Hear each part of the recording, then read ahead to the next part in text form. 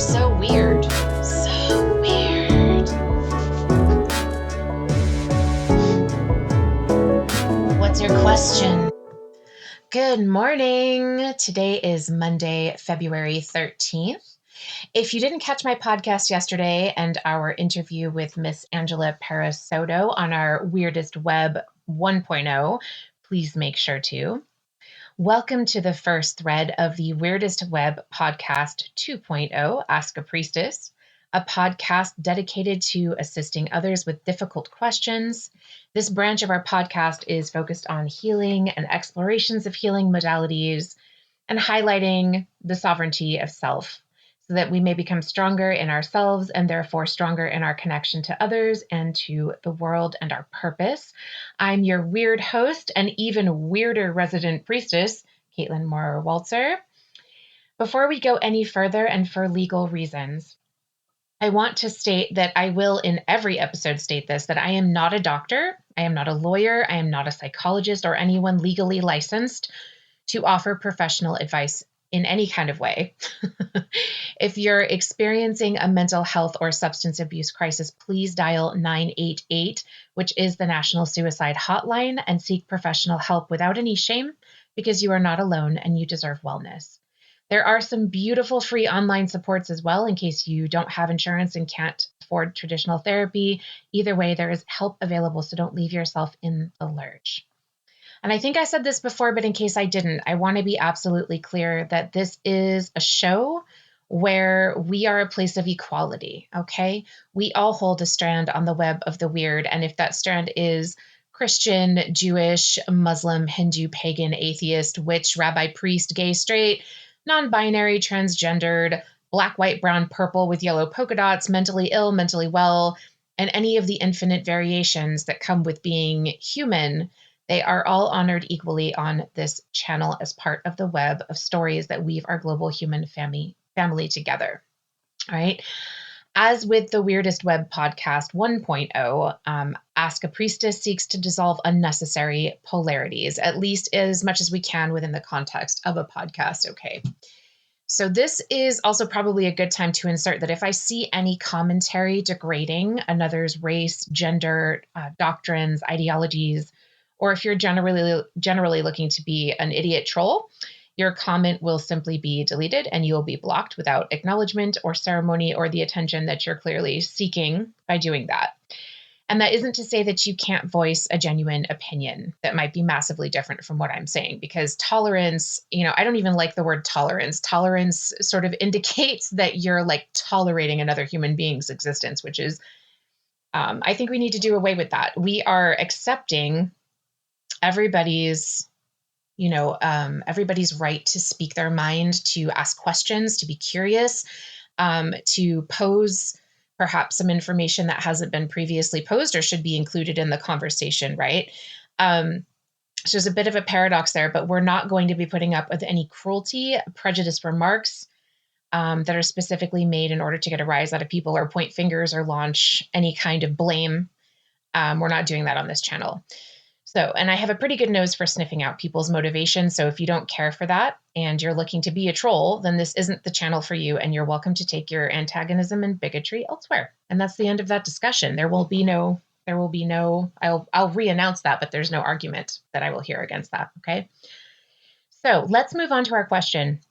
Do you remember that when you ask a question, it is likely that many have the same or similar question, and you're probably, y'all have probably picked up that I like to go all in and go super deep on these. So bear with me. We will be covering one question today. Generally, it will be more, but this was a very important one and it has a lot of layers. And I know many people are going to be able to relate to it. Okay. At some point, I also wanted to throw out there that I will be including why I'm doing this podcast, my own experience, my life experience, my qualifications for answering questions like this that I do actually have, but that'll be in a separate sort of video, okay? So our question today is from Kim H. from Sunapee, New Hampshire, who writes, "Dear Ask a Priestess, I have some health issues, including anxiety, fluctuating blood pressure, and bone and muscle damage. My doctor has prescribed physical therapy and medications, which is helping, but also has encouraged me to practice yoga and meditation at home. He recommended several books and apps, but I can never just shut my brain off long enough to get any peace or progress with breathing and relaxing. Here's the thing. I am completely unspiritual and an almost lifelong atheist. I don't connect to the idea of a higher power in the literal sense or with myself. Is there anything I can do to tap into some of the feelings people get when communing with their higher powers without actually experiencing it? Hi, Kim. I am so glad you're writing to me about this. Okay, firstly, thank you for being vulnerable enough to share your inner landscape in this way. It's not easy to openly admit when we struggle with anything, let alone our mental health. All right. This question is fairly loaded, and I will do my very best to supply useful feedback.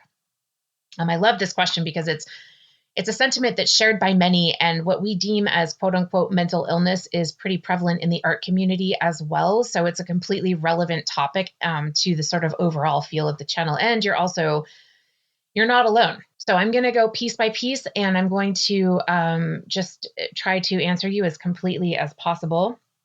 So I'm in a compelling position with questions like these, even though I love them because I'm not a licensed mental health counselor of any kind. Yet I have knowledge due to personal experience and also the experience of working in the mental health field in various peripheral roles and also other jobs. And again, I will be doing a brief and separate video outlining why I'm qualified to be answering these questions like this, and a bit about my own life, but that's not for this.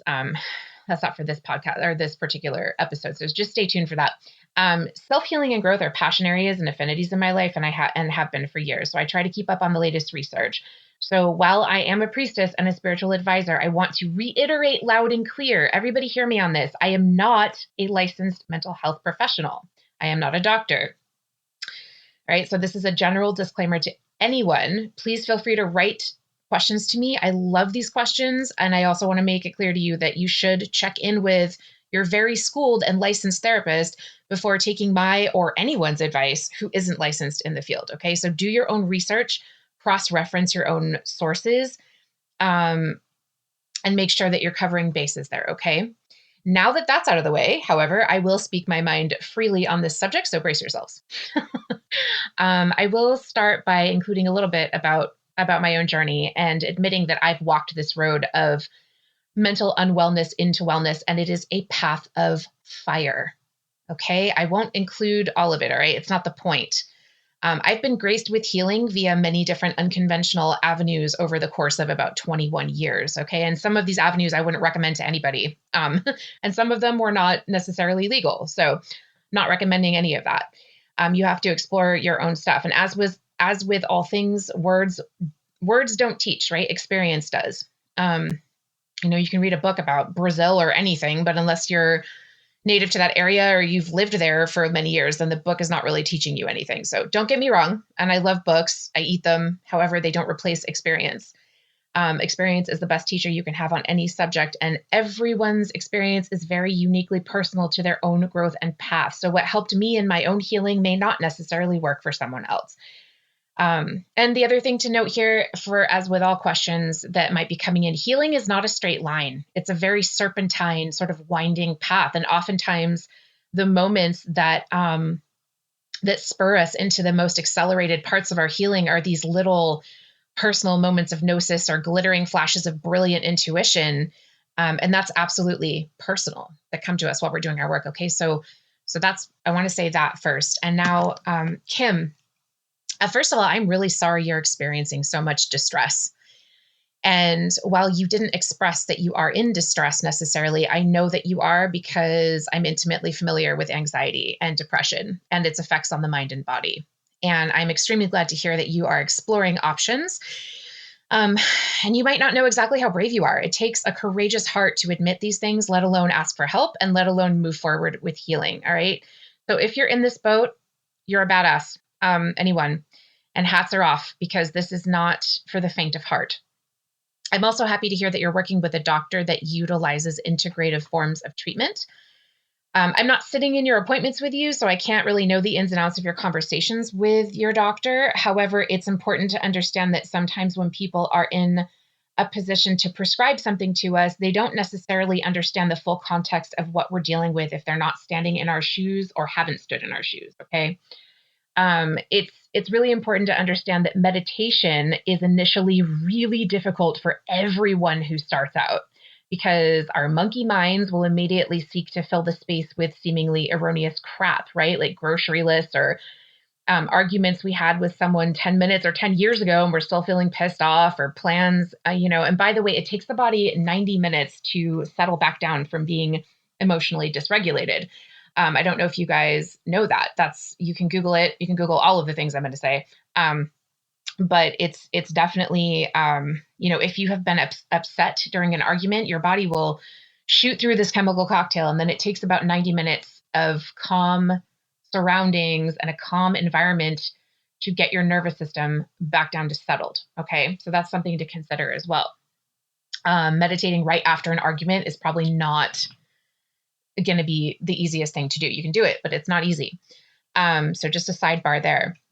But other things crowd our mind, right? Like we have, plans that have gone awry or whatever happens, panic about money and time. And, and then even more annoyingly, your body will respond to with all the roof chatter in your head and will create sort of a counterbalance of like itching and muscle spasms and numbing and pins and needles and weird crawling sensations all over your skin.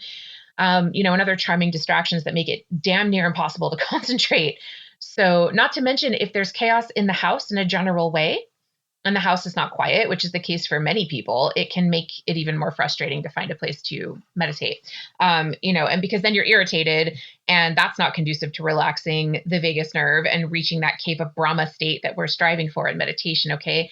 And nearly nobody has just like a separate room, perfectly lit, perfectly clean, perfectly quiet, empty room with a pillow in the middle, just attached to their house for meditation. So, so it's difficult to meditate even without anxiety. All right. Anxiety and guys, here's the thing with anxiety. Anxiety can be debilitating to the point where you cannot leave your house or function at a level where you can accomplish as much as you might like to, which perpetuates a cycle even further because then you feel like you're falling behind in life. And if we're talking about anxiety, we also need to be talking about anxiety's partner in crime, which is depression. And we already know that just one of these disorders typically indicates a provenance of major unresolved trauma. Okay. And just one has the potential to be lethal. And so when they team up, the two can literally be a recipe for suicide. And Kim, I'm not saying that's where you are, but so many people get there. And the rate of suicide is growing rapidly and tragically, specifically over the past 3 years. And it's unethical from a humanitarian standpoint for me to even address this topic without acknowledging that as fact. So it's important that we don't take these things lightly. And for anyone who has overcome suicidal ideation and attempts, understand that you are a miracle of strength walking around, okay? The National Institute of Health reports that over half of people suffering from anxiety also struggle with depression. And for people that are lucky enough to never have had to deal with any form of mental health issues, I want it to hit home that this is a struggle that claims lives on a daily basis. Okay. According to the World Health Organization, nearly 800,000 people die by suicide annually worldwide. That's one person every 40 seconds. And that doesn't include attempts, just completions. Okay. So it's no laughing matter. And according to the ADAA, which stands for the Anxiety and Depression Association of America, anxiety disorders are the most common mental illness in the United States, affecting 40 million adults, which is 19.1% of our population, adult population, meaning 18 and over. And that's just the adult stats. Okay. So we know that a large portion of the child and certainly the adolescent population deals with this as well. And typically it's carried straight into adulthood unless there's an effective way of early mitigation, in childhood. And we're only now as a global society trying to figure out effective early intervention. So we have a lot of adult humans struggling who were struggling as children as well. Generalized anxiety disorder, or GAD, GAD, is the most common. But there's also panic disorder, social anxiety disorder, specific phobias, obsessive compulsive disorder, post-traumatic stress disorder, PTSD, and CPTSD, which can be complex post-traumatic stress or childhood post-traumatic stress, depending on what source you're looking up. and a host of concurrent disorders that can deepen the effects of these anxieties, such as ADHD, eating disorders, substance abuse disorders, bipolar disorder, autoimmune disorders such as IBS, stress, headaches, fibromyalgia. There's a list there. So to top it off, the sufferer of this is often sandwiched between their internal emotional roller coaster and well-meaning but ignorant people who are engaging in what I jokingly call the dance of douche, um, accidentally making it worse by illegitimizing the experience of the sufferer. Okay, so folks who haven't had to wage this particular battle, if someone tells you of their anxiety or their depression, please do not say things like, get over it, or maybe you just need to, dot, dot, dot, or it's not that bad, or you're fine, or that didn't happen, or like, don't gaslight. Also, don't say things like, well, such and such has it worse than you do. Um, and for the love of God, please do not try and one up somebody when they share an experience by capping it with your own. Okay, you can take a moment. It's not going to kill you to take some time to extend yourself and hold space for someone else's pain. Your struggle is not worse or better than theirs. Okay, and someone sharing their heart is not a cue to be in competition. It's not a competition for you to try to point out how their situation isn't as bad as yours or someone else's or your Aunt Sally's or whatever. Reactions like that are emotionally immature and denote a distinct absence of emotional intelligence, okay? And an absence of understanding that other people's experience might fall outside of the scope of your own awareness. So for people for people that are struggling with mental health imbalances, the smallest thing can feel like a bullet in the heart because there is a reduced pain barrier due to the effects of trauma and what it does to the physical components of the brain. Okay. So the smallest thing might seem to you like what might seem to you like a really small thing can set off a tornado in someone else who's struggling with their mental health. Okay. So even if like your arm fell off and your mother died and your dog and your partner robbed you blind and ran off with the circus, you don't need to stomp over someone else's experience with your own. Just sit and listen and support.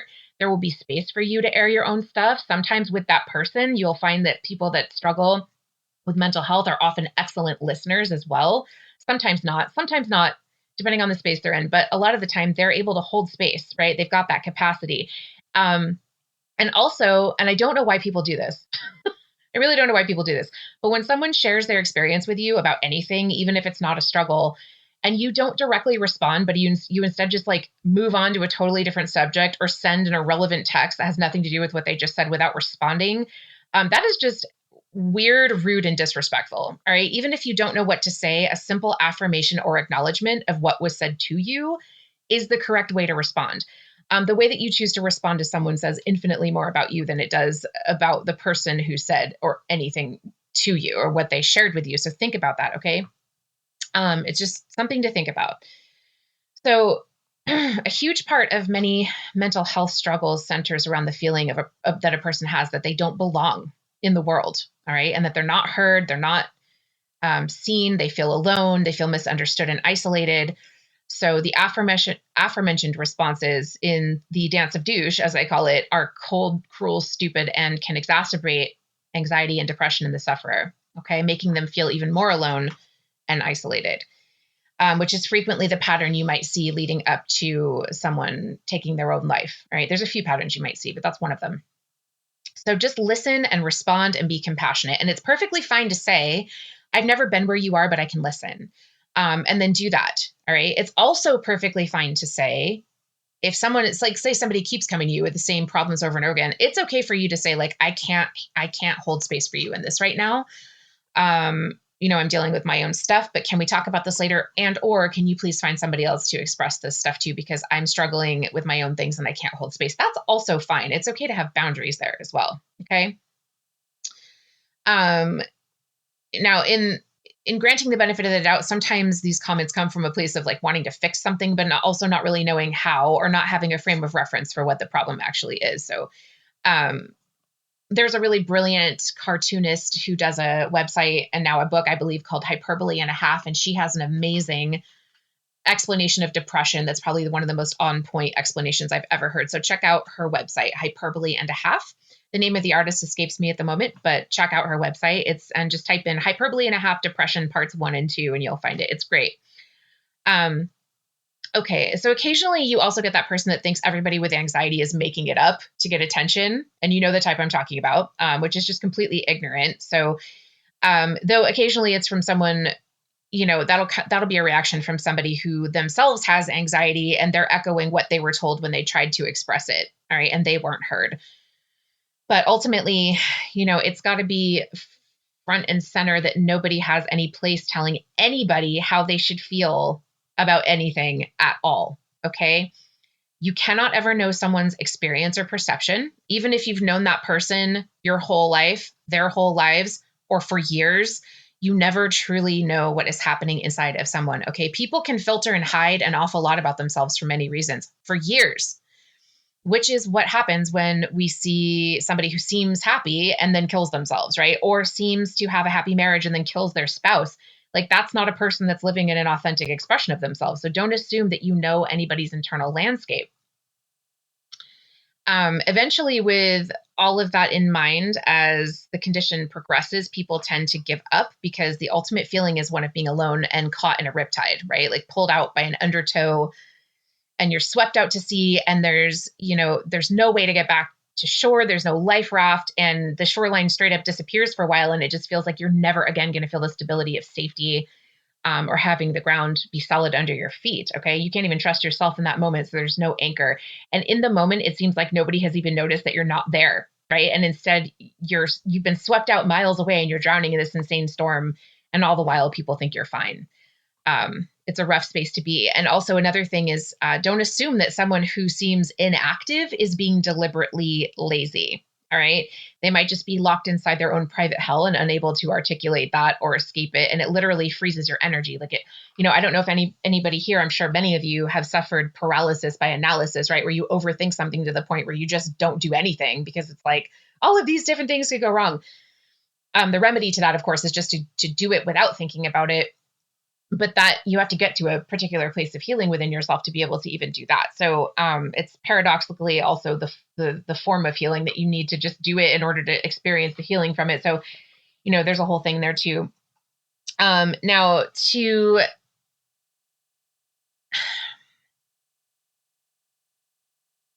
someone might, there's a lot of ways to sort of like notice if someone's in a depressive anxiety state. Like someone might be self-isolating or watching hours and hours of television or has outwardly said the words, "I'm depressed."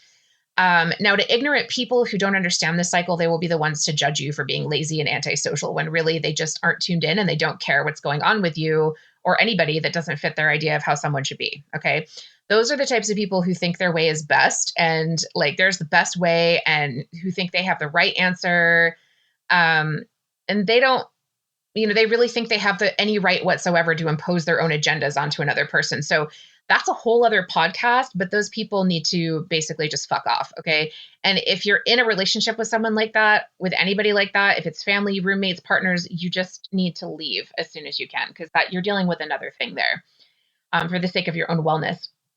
So anyway, back to what we were saying, those moments of being swept out, and drowning, for the person who's suffering, those moments stretch out to infinity in the mind of the sufferer, okay? Which is part of the mind fuckery of that type of illness, because while a healthy mind will be able to understand that, okay, this moment's really difficult to deal with. I'm really in pain right now, but I'm going to put it here. I'll do all these things around it. I'm going to try to get through it, and the moment will pass. And I just need to work through it as it comes. And that would be like a perfectly healthy mind, right? But of course, there's very few people that have a perfectly healthy mind. Like people are hit with things that, whack them upside the head, blindside them, and then they go into these spaces of being stuck in depression and anxiety. So, but generally in the mind of somebody who's struggling with that kind of an illness, it creates a dark illusion that it will never be different, right? It'll never get better. And a lot of people choose to just drown at that point because it feels easier than fighting the current, because for them, there is nothing coming next. There's nothing to live for. Nothing will ever change. So it's like, what's the point? Okay. So that's just some context about what it's like to be living in the mind of somebody who struggles with anxiety and depression, which are usually concurrent and co-occurring with other mental health issues. So it's a whole fun little snack pack of stuff. So with that being said, Kim, our querent, is it any wonder that you can't quiet your mind enough to sit in meditation, right? I mean, it's actually, for me, it's like darkly laughable for somebody who is feeling like that to be able to sit quietly. All right. Now, don't get me wrong. Meditation and yoga are brilliant tools towards ancient tools towards healing of any kind. But these tools they're over 5,000 years old. This isn't like a new age thing. These are over 5,000 years old and recorded. The science and the science behind the healing effects of these things is documented for centuries, for a very long time. So, but I feel like they're also yoga, meditation, all these things are often buzzwords for a healing process that can be inaccessible to somebody who has trauma. And it's like telling someone, oh, well, behind that door is like this amazing room with comfort and peace. And I hope you enjoy that room. Like, here, go on in. But there's a drawbridge that you can't find the trigger for that goes over a moat filled with piranhas. And then you don't have a key to get in the door. And then you have to wear special glasses that are specific to your genetic coding and soul path. And like, no one can even tell you, like, in order to even find the key, and nobody can tell you where to even start because like they don't have their glasses on and they have their own keys to find. So like, and then when you finally, if you conquer that and you get to the room, you also have to be able to be in an emotional state to receive and appreciate enjoyment, right? And pleasure and peace. And the reality is that in order to even obtain that key to that door, you have to go through a certain amount of healing and therapy. So, and everyone's entry point is different. And some people do experience spontaneous ability to just get through that door, just do it. Some people can do that for whatever reason. But that usually comes after, a lot of pre-work. Like when you see people that are able to do that, they either have never had anything terrible happen to them, which is pretty rare. I mean, everybody in the world has experienced some kind of trauma, but it's usually because there's some pre-work that went before that. And it just seems like they're having an easy time when actually you didn't know the years of work that went in before that, right? That it would be like, but telling somebody to just like, who's in the midst of anxiety and depression to meditate and do yoga is like, it's like, and I'll stop with the analogies soon, but it's like having a surgeon, if you have a gunshot wound and you go under the knife and the surgeon stitches you up and gives you medications, but never removes the bullet and never treats the infected area, that's not going to help you heal, right? And not to mention the perfectionist tendencies that often accompany anxiety. Means that not being able to do things like meditate easily when we think it should be easy, it just reinforces the feelings of inadequacy and the whole cycle starts all over again. So there's a reason that Tibetan monks begin training in meditation when they are 3 years old. Okay. The mind is malleable. It's suggestible. You can start wiring those neural pathways really early. So Kim, I want you to hear me when I say you're not a defective person in any way. There's nothing wrong with you just because you're having trouble meditating. Everybody has trouble meditating. It's tricky. All right. So now we get into the next layer of trickiness, which is yoga. Yoga is wonderful. All right. And again, it's a 5,000-year-old practice. It goes way back. And yoga and yogic practice have proven healing effects on the body and mind for multiple reasons. Traditionally, the core point of yoga and yogic practice is to prepare the body for meditation. So the two go hand in hand because yoga helps to get those wiggles out by stretching and extending and aligning the body. It affects the vagus nerve, all that stuff. And your energy centers align and the meridians of your body align so that if you've studied Chinese medicine at all, that will make more sense. So you aren't distracted by all those little twitches and tickles and itches and all that restlessness while you're sitting, right? It seems simple, right? Well, no, it's not. If you're struggling with depression and anxiety, guaranteed you are not in touch with your physical body, like either partially or totally. There's some level of dissociation from the body going on, and the body is a whole other mind that stores information. Now, the physiological and psychological effects of having self-punishing thoughts about your own body actually triggers a process in which your body will try to defend itself from your own mind as if it's being attacked. So this can look like putting on weight, not being able to keep weight on, and contracted musculature and autoimmune disorders. All of these things are a result of these cycles. And again, you can look this up. It's kind of like a turtle going into its shell with a musculature piece, right? You just kind of contract because you're trying to shrink away from the thing that feels like danger. But the thing that's dangerous right now is the thing that's inside of you telling you, saying hateful things about your body.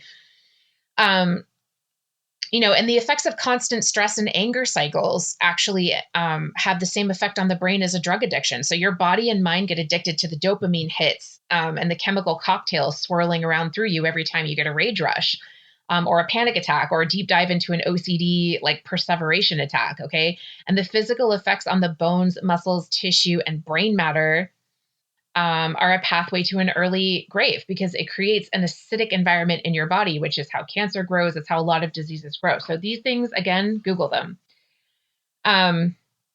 Now, they have made a connection that the myofascial tissue, which is like a net, if you look it up, you'll see it's kind of like a net overlay between your musculature and your skin, like an overlay.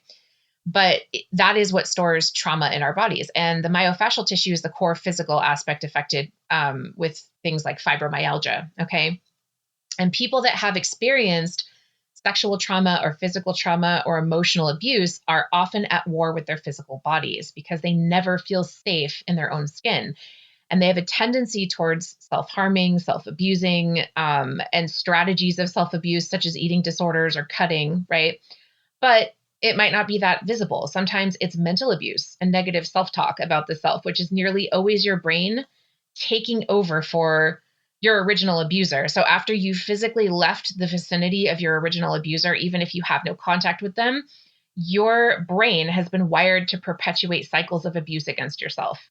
So getting out of that, a huge component of getting out of that cycle is about self-talk, okay, and rewiring the way that you talk to yourself. So, and the way that that'll ultimately sort of change the effect of the way you view the world, right? As within, so without. Okay, so then the connecting back to yoga, if you view your body as an enemy, then yoga, let alone any form of health promoting level of exercise. And so, no, we're not talking about like the compulsive exercising we see with that frequently accompanies like eating disorders and such. This is yet another difficult, yoga, like healthy exercise. If you're struggling with all of this, is another difficult, if not seemingly impossible staircase to climb, right? Staircase to the sky. And the same thing applies to traumas like accidents of some kind or degenerative diseases. If you have any kind of, injury from a car accident or chronic migraines or Parkinson's or MS or, any sort of difficult congenital birth defect, right? Like spina bifida, it can seem damn near impossible to do something like yoga and meditation.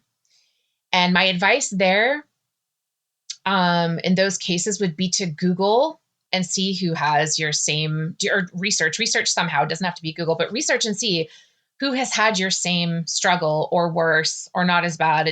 There's a spectrum, and see what they did to overcome it. See what they did and then copy that, right? Copy it and see if it works for you. That's much easier said than done, and it requires a lot of courage, introspection, and effort, right? People don't really want to put in effort right now. And sometimes, when you're frozen in place from anxiety, it can be hard to take steps forward. So that's just a place to start, is research, right?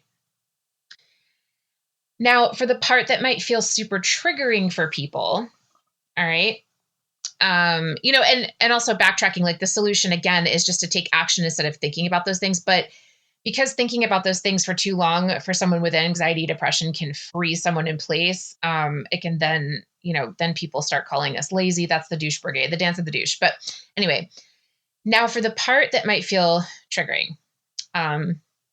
On the flip side of this, if you're the person struggling with the disorder, all right, it might take a while for the awareness of yourself, your situation, and the true impact of your input and output to creep into your awareness. Okay. And the reason is that people struggling with mental health issues are often stuck in survival mode. So this tends to mean an overfocus on the self, right? Because you're trying to create safety for yourself, trying to make sure that you're safe and your needs are met, right? Because you're just in a constant, your brain is in a pattern of thinking that you need to be in survival mode. So, your focus on your surroundings, it tends to be more like, how does your environment affect you and not how you're affecting your environment, right? Which is kind of a childish mode that the brain can sit in until these things come to pass. So often people don't realize until like the 11th hour how bad their situation is, how unwell they are, until their life is crumbling around them, right? And then that triggers them into healing and response and action. Because if people really were aware of the way that their behavior impacted other people, they would change it. And, nobody wants to be kicked out of the pack. We're pack animals. And that's, of course, there are some people out there, there's an exception to that rule, of course, but generally speaking, okay, generally speaking, I don't want to overgeneralize, but just generally speaking. And then of course there's the guilt piece of just like, when you realize you've hurt somebody accidentally because you didn't mean to do it. You were trying to keep yourself safe. And so you exploded or shut someone out or had a meltdown or, and then when the realization sets in that you may have hurt somebody, there's a guilt cycle that can lead to a sort of like self-punishment cycle. And it just kind of starts all over again. So there's a lot of pieces to this, guys. All right. Again, I'm not a mental health counselor, but there's a lot of pieces to this. Once you do realize you have something going on, okay, as the sufferer, it is your responsibility to do your due diligence and start figuring out how to create your own supports around healing, or at the very least, managing your symptoms, okay? Especially if you have a job or a situation where you have like regular contact with other human beings, which is pretty much everybody most of the time. And that goes for the same thing. If you're going to be in an environment that's triggering to you, you got to figure out how to work supports around that. And it might take a while, because the world is triggering, and each situation and person can trigger someone who's struggling with a mental health issue in a million different ways that wouldn't bother someone else. Right. And there's a difference there in like how the brain is wired, and you can rewire that. You can rewire that and fix that. So the goal is to be impenetrable at some point, right? Through healing, right? A person can trigger someone in like, it feels like a tiny a bunch of situations, it feels like a tiny little pieces of glass shards are sticking to the person who's suffering. Right. So through healing, and healing modalities, we come to a place where we just have a foundation of being impenetrable. So you don't allow anything to pull you into dysregulation. Okay. That's the goal. It's the ultimate goal.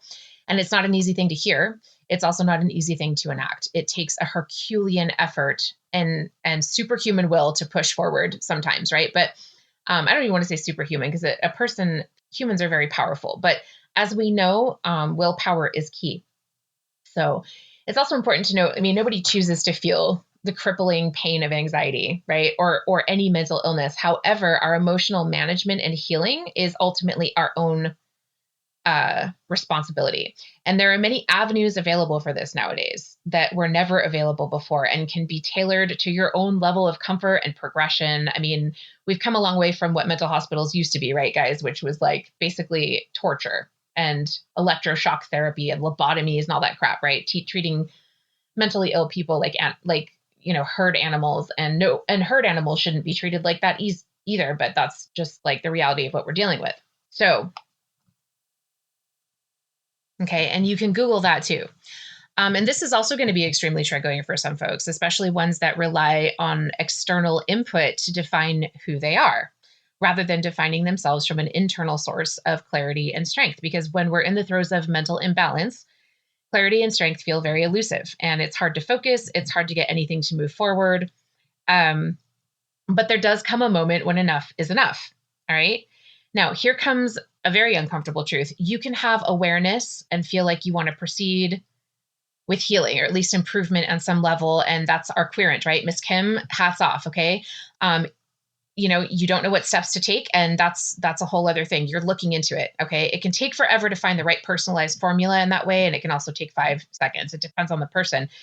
But the point is that you're exploring and trying and throwing things against the proverbial wall to see what sticks, right? And if you are determined, the solution will present itself and things will start to get easier and open up. And, the path to healing is actually a beautiful, amazing journey. It's not, it's not this drudgery that we think it's going to be. It's actually quite amazing and delicious in many ways. But hear me, okay? If you have awareness and you have avenues to take, and you're making excuses and refusing to observe things like proper medication maintenance or proper nutrition and exercise or therapeutic appointments and spiritual practice for those of you who are so inclined, that's not everybody, and other healing techniques because it's like, oh, it's too hard or I'm tired and I don't have the resources. And you don't take steps that are presented to you, then you are actively making a choice to continue as you are. And that becomes nobody's problem but yours. Okay. You have the choice to sink or swim in that moment. And it's all you. That is all you. And I say this as someone who has come through significant mental health struggles. Okay. It's a daily battle. And I had a point where I wasn't moving forward on stuff or couldn't see it clearly, but I wouldn't trade the battle in to be back where I was, not for anything, not for all the money in the world, not for even the TARDIS. If someone was like, you can travel around in the TARDIS, but you have to give up all the healing you've done. No, sorry. No, thank you. For those of you that don't know, the TARDIS is Doctor Who's time machine. And if you don't know Doctor Who, I can't help you. So there you go. There are inherent lessons in like that type of healing and process that are, what allow me to help others who are starting their journey. And you don't have to take my word for it. You can do your own research. There are just literally thousands of examples of people who have overcome mental health struggles and other struggles and gone on to do great things and sometimes seemingly impossible things, because the reason is because the foundation that gets built when you work through something like that is so impenetrable that it makes other things look and feel super easy by comparison. So that's why it seems like they're doing superhuman stuff, but it's actually just like, it's just easier than what you already did, right? If you look into a good majority of successful, groundbreaking humans in history, none of them has had an easy road. Absolutely none of them. And some of the most accomplished, influential people in the world have had the hardest struggles. And even if you're not looking to be the next Olympic gold medalist or win a Nobel or a Pulitzer or something like that, honestly, just building a stable foundation of happiness in the world right now deserves a medal.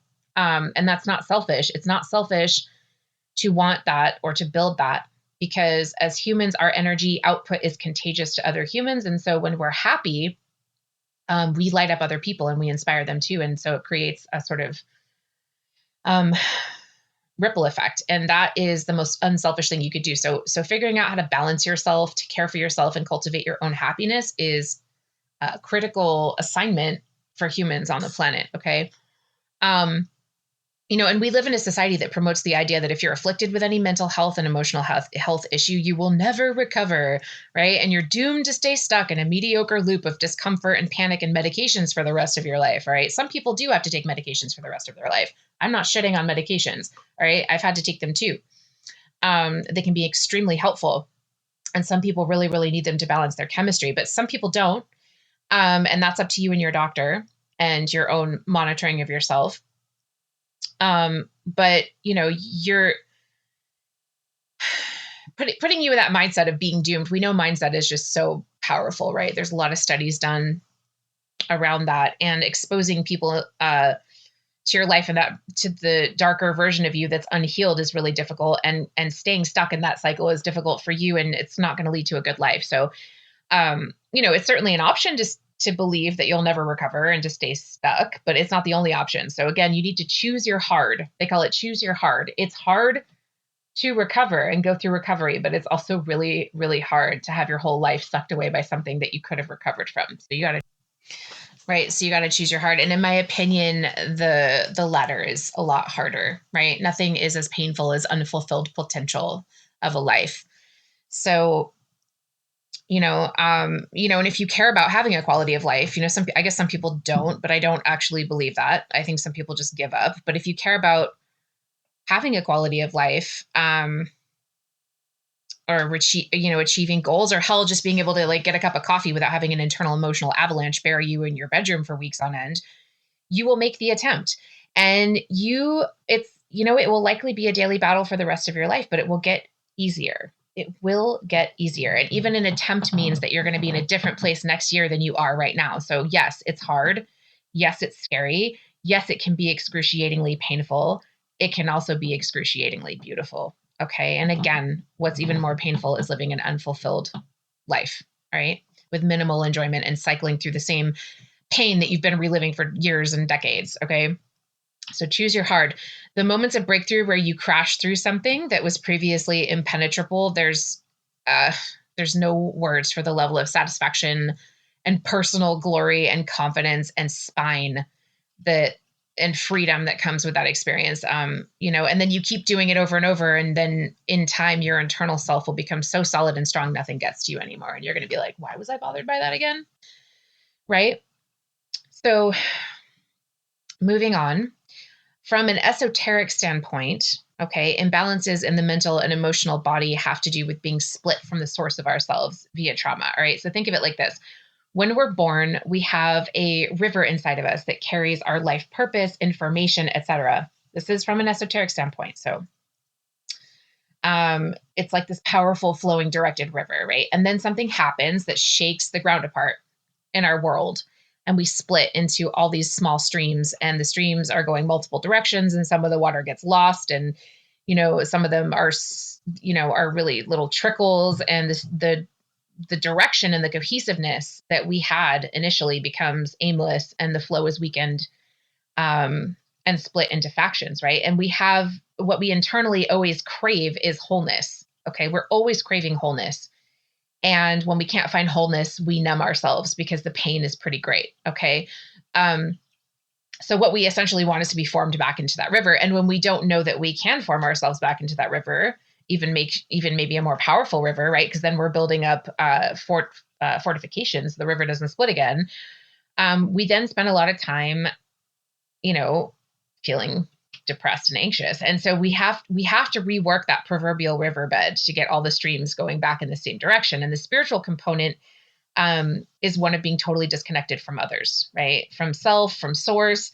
Now, for the sake of our querent who has expressed that she is an atheist, and I'm sure she's not the only one listening, and we will get further into that in a minute, you can think of source energy as an internal battery that emanates electricity from the body, okay, and connects with the other electrical fields of other living beings and the planet. Because it is a scientific fact that we are all emitting electrical fields. Okay, so think of the disconnect from source energy as your battery being on empty and not having enough energy to make a connection to the present global electrical web. Okay, it doesn't even have to be a higher power, just an inner power. The Japanese did a study, I think about 20 years ago, where they developed a technique called earthing, where they discovered that if you stand barefoot on the earth for just 20 minutes a day, you will regulate your biorhythmic system. So your blood pressure, your heart rate. And the reason is because of the energetic, actually, the electromagnetic interchange with the earth regulates the human body. All right. It is also emanating electricity. So similarly to the magical and etheric viewpoint, from a scientific standpoint, what triggers any kind of imbalance or issue in the body and mind comes down to two factors, okay, genetics and environment. And each of these categories comes with so many variations and factors that contribute, none of which we are exploring, or we would be here until like next week, but you can Google it, just Google it.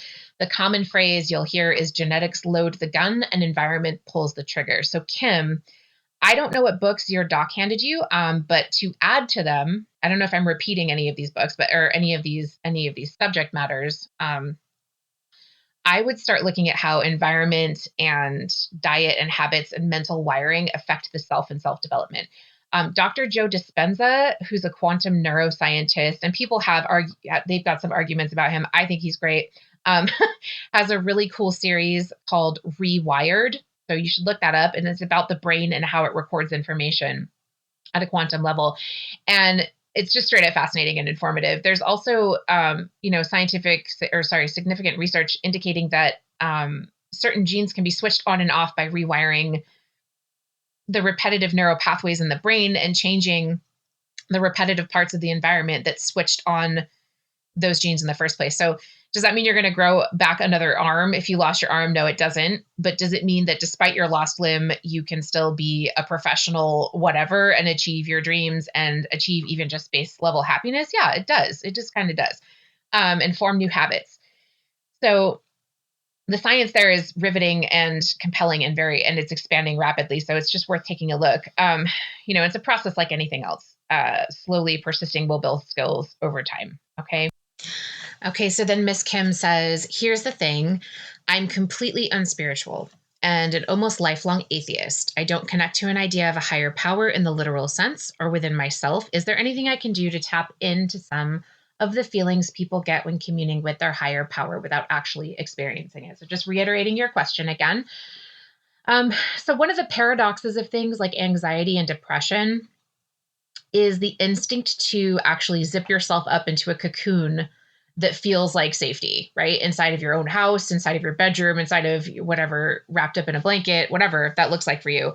But it's actually the opposite of what you should be doing, and is it's to the complete detriment, right, of connecting with the world. And the connection is what is potentially going to be able to dissolve and alleviate anxiety and depression over time.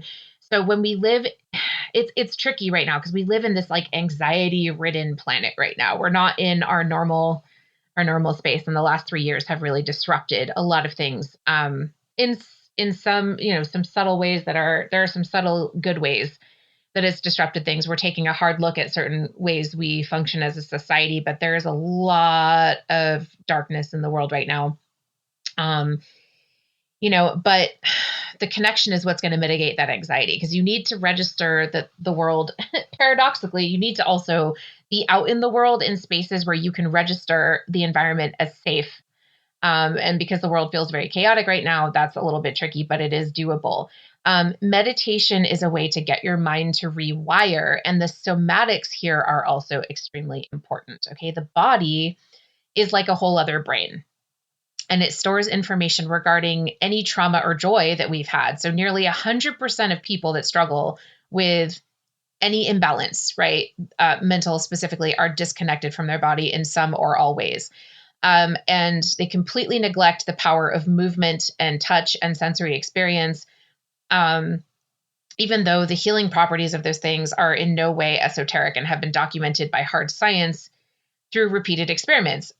But on a similar note, you know, it's tricky because if you've experienced trauma from someone hitting you or being, sexually violating you, you don't want to be touched. So like there's so much paradox here. So the brain is completely capable of rewiring itself, okay? And the point of meditation is to calm the nervous system long enough for that to happen. And yoga functions in this way too, because it stimulates the vagus nerve. And along with other things. And you can look that up, that you can look all of this up as well. Now, it can be really difficult, again, especially if someone has experienced physical or sexual abuse, to get back in touch with the physical self, because the experience of someone who has gone through that is that the body is not a safe space. So it's easy for someone to say, do yoga and meditate and, get acupuncture and massage and all that stuff. However, if your body is not a safe space, and it feels easier to live in your head, then, it's really important that you have a therapist help you explore those types of things, right? Those types of healing modalities, the somatic healing modalities for trauma. There are a lot of therapists that specialize in that, and there's a lot of online resources as well. So you probably have to do a little bit of research. If you're someone that just doesn't enjoy touch or massages and you don't have something that would perpetuate a massive sensory issue, then you're holding trauma in your body. Okay. If you don't have something like, I don't know, autism spectrum disorder, or something going on with your mast cells, or something that would perpetuate like being touched, registering touch as a painful experience or an uncomfortable experience, then it's guaranteed that you're holding trauma in your body and you're dissociated from your physical body. Okay. We're primordially wired for touch. All right. We're pack animals. And we are wired to touch. So if you don't like touch, I would say start with the body. Breath work, walking out in nature. You have to move your body and get the stored pockets of energy out. Okay. So that's just, movement is a huge thing there. Yoga can help with that. Yoga can also be challenging. So if you can't do the yoga, start with fresh air and sunshine and walking. Okay, that is something that is a simple thing you can do, and you can do it in nature where you don't have to be around people, right? You can put your earbuds in, and walk in a semi, like private but also public place so that you don't feel triggered by being in the woods as well. Because sometimes I personally feel triggered by being in the woods, but like, that's a thing that can happen. So on the subject of spirituality, yoga and meditation do not solely belong to the realm of a belief in a higher power. Okay. The point of yoga is to attain inner enlightenment through discipline. And again, it's an over 5,000-year-old practice that predates current recorded connection to spirituality. So unless you're talking about, the prehistoric sort of groundwork for demonology, but that was a different episode. So that's not what this is about. In terms of yoga, it actually predates recorded spirituality. So while there are spiritual components to it, because it is also one of the 6 schools of Hindu philosophy, Buddhism also incorporates yoga very heavily and is not a theistic practice. Most people do not realize that. We'll get into that in a second. Enlightenment is, in this case, it means that you're transcending the constant cycle of suffering and rebirth that's inherent within the human condition. Okay, so we're talking about an inner power, not a higher power. All right. So also, it's important to remain curious, right? And understand that no matter what we believe, whether it's in a higher power or not, we actually have no hard proof of knowing what's right. All right. So if you're struggling to do a yoga practice by yourself, a great way, and your anxiety allows you to do this. Okay. A great way to break through this is to just take an in-person class, right? Try if you can, if that's possible. If it's not, that's also, there are plenty of online classes on YouTube, but trying to do it yourself sometimes can be really difficult because it's easy to overthink it and then you freeze yourself into not doing it at all. So basically, if you're in an in-person class, you have to join in, right, to some level. So sometimes just taking action is the remedy to get yourself out of overthinking, or thinking at all. If your brain is going a million miles an hour and you can't stop it, look to the body, move your body, get your body in motion somehow. Cleaning, walking, yoga is great, but there's other ways to do it to start getting that pattern embedded, right? The movement pattern as a response to overthinking. Because shutting the mind off is the skill set that we're trying to cultivate here. That's what yoga and meditation is about. It's about shutting the mind off to calm the nervous system down and allow for inner peace. So not even talking about higher power here. If you're wondering, and you may not be, I don't know, if you're wondering what my thoughts are on atheism and the fact that you're an atheist, and what I will say, my dearest Kim, is here's the thing. You are allowed to believe and think whatever the hell you want about whatever the hell you want. Okay. And in an ideal world, that would be with zero argument or retribution, right? People's experiences inform them more than any book or reference to another person's experience. And human beings often don't recognize how powerful we are because we're born into systems of programming that enslave our minds and our consciousness. And religion is one of those programs, or, it's one of many programs within the same umbrella.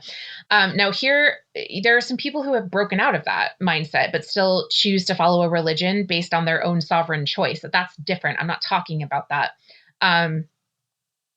So it's a sovereignty thing. So if you're claiming sovereignty of your body, mind, and soul, that's the key to destroying these paradigms, right? And I'm not saying religion or non-religion is or isn't bad.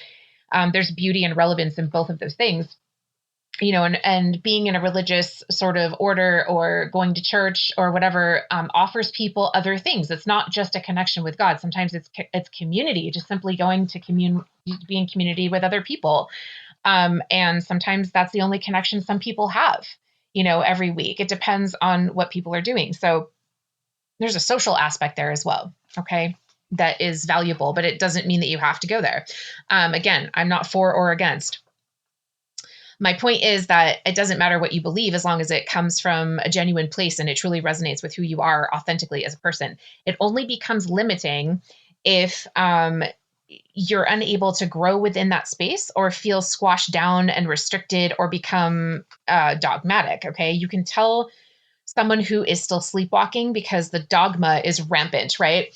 Someone who's regained sanity and clarity and awareness of their own ability to create their own life and believe whatever they want, is going to recognize sovereignty in others and never judge another's choice. Okay. So nobody has the answers. And that is the most certain fact that we have. That nobody has the answers. So we're constantly floating around in this like equivalent of a giant energetic question mark. And to think that you have, not you specifically, Kim, but everybody, the general you, have the answers to anything is arrogant, presumptuous, and unintelligent. So understanding that no matter how much we know, we really don't know that much is the key point here. Okay. Which is why people need to not push their own beliefs on other people. As if those beliefs are fact, because especially with our children, and again, this is not pointed at any specific person. This is a general, PSA, priestess service announcement. Okay. We can expose our children and share with them our beliefs because it's important to be transparent with our kids, but allowing them to have their sovereignty of choice and then respecting their choices is also extremely important for their self-development as well. So just because one person is a Christian or Jew or an atheist, it's not fair to expect your children to be those things. You can raise them in whatever context you like, but also let them know that they have the freedom to be whatever they want and you will still love them. Okay. And if you don't still love your children because they choose a different religion, that's a whole other podcast. I'm not commenting on that. All right. So whatever you believe or feel is exactly as it should be, as long as it's authentically yours. Okay. If you're looking for a way to connect and get that feeling of oneness, you certainly are not going to be able to do that if you're trying to squash, an octagonal peg into a square hole. Okay. That's just going to end up feeling inauthentic, which is the anathema to true connection. So you don't have to be spiritual to experience connection and life force energy. You might need to get out into nature to experience the thrum of the earth and, that earthing technique that the Japanese were talking about, and experience the earth as a network of beings who are sharing the same web. Okay. And it's also worth noting that religion is not necessarily synonymous with spirituality and vice versa. There are people who are religious who don't really necessarily believe in a higher power. And there are people that are super spiritual who don't believe in religion. So they can be, sort of, they're not necessarily synonymous. So I don't know what your internal landscape is, Kim, and I have absolutely nothing against atheism and no arguments with it. In fact, for someone who hasn't experienced moments of personal gnosis, it's completely sensible to assume that an atheistic perspective is the one to go with. Okay. My own spiritual path has been very different, and I hold a very different outlook because that's what suits me and my life and the way that I move in the world. It provides me with joy and a sense of being assisted and being held in dark times and being able to assist others. Okay. Especially when I need a net. My own personal path has shown me that what I need to see and feel solidly grounded is that type of connection. And also, someone who is an atheist can also have the experience of feeling just as satisfied and grounded and connected in a different way. Okay. Some people simply don't care or have never considered if there is a higher power or not. And that's also fine. And sometimes we have been traumatized by organized religion, which is often the case. And so the instinct as we move away from it, as we move away from the source of that trauma, right, is to eschew every possible avenue of similarity that might retain an echo of the original trauma. And people who have been religiously traumatized are very, very triggered by words like God. And sometimes we'll replace it with universal life or source, etc. And yet still further is the sense that God is bullshit, because why would God, as per example, allow over 35,000 people and countless other living beings to be demolished in an earthquake if he supposedly loves us so much, right? Where was he during that? If we have a presiding, overlord of our fate, then how can that God allow child rape and murder and abuse and degradation of our animal and plant life? And the core inner question, of course, is if there is a God, then how and why could that God abandon me in my own hour of darkness and leave me to feel like I had nobody and I was all alone, especially when I've had, previous loyalties, right? That's no doubt the core of anxiety and depression existentially a lot of times. It's a feeling of ultimate abandonment. And all of these are valid questions, right? All of these are valid questions that have solid evidence right in front of us that we can have access to with scientific quantitative measurements. And for people who wrestle with the idea of a higher power, solid facts and numbers can feel just as comforting and stabilizing as the concept of God can to someone who's spiritual and or religious. So none of this is to be faulted or mocked. The Onion actually did a great article once that had a headline, and I'm paraphrasing here because I couldn't find it, but it was about the Pope, and it just had a picture of him in his hat, and it said, "Man in giant hat talks to invisible cloud god." I think this is great. I'm going to let people sit with that without commenting, but I think it's hilarious. That's my comment. And there is one more piece that's critical here, though, and that is if you're seeking connectivity and you feel absolutely nothing, that's not atheism, friend. I'm not saying you're not an atheist. You are, as you say you are, but the feeling, atheists don't necessarily identify with not being able to connect. That's a different thing. If you're unable to connect and feel, that's a dissociation from the physical self and isolation from other beings on the planet, and a massive depression probably is my guess, which can be a sign of repressed rage that's been turned inward on the self, which can also be a huge source of anxiety and depression. So it's no mystery that you're going through this. There are some small studies that have indicated that a higher level of suicide exists amongst atheists. I have reservations around this. I only saw it was in Sci Pop or Sci. I can't remember the name of the magazine, but look it up anyway. Just look it up. I don't necessarily know how true this is because it's not a continuous field study. It was just a couple small studies that they published in this one small magazine. However, I don't, atheism is not synonymous with being disconnected from others and disconnected with life force energy. The life force you need to be tapping into is the one that is measurable and present and right in front of you. So if you're not going outside and you're not eating fresh and vibrant, clean foods and drinking enough water and getting enough sleep, and breathing fresh air and getting sunlight on a regular basis, I would start there. That is one thing you can start with, is the physiology of the body. Start with the body. The ability of simply connecting to other people that share an affinity with you in some way is a great way to start as well. You don't have to agree with everybody or everything people say and do in order to get along with them. But you want to have that connection of the life force in you, recognizing the life force in others. And, again, you're not alone in your atheism. 500 million people globally identify as either atheist or agnostic, and China holds 200 million of those people. And Japan, who discovered the earthing principle, they are, I think, are about like 87% atheist identified. So why is that relevant? Because amongst the different belief systems prevalent in Asia, you also have Confucianism, Jainism, and Buddhism, and none of these are theistic belief structures. Okay. And all of them incorporate yoga and meditation pretty extensively. And they have far more in common with atheism than theism. And actually the philosophical underpinnings of Buddhism are centered around the rejection of a creator God and focused on, peace, balance, goodness, nonviolence, things like that. Confucianism specifically centers around, familial caring. So caring for others in your family, but global family too, and also practicing kindness and goodness.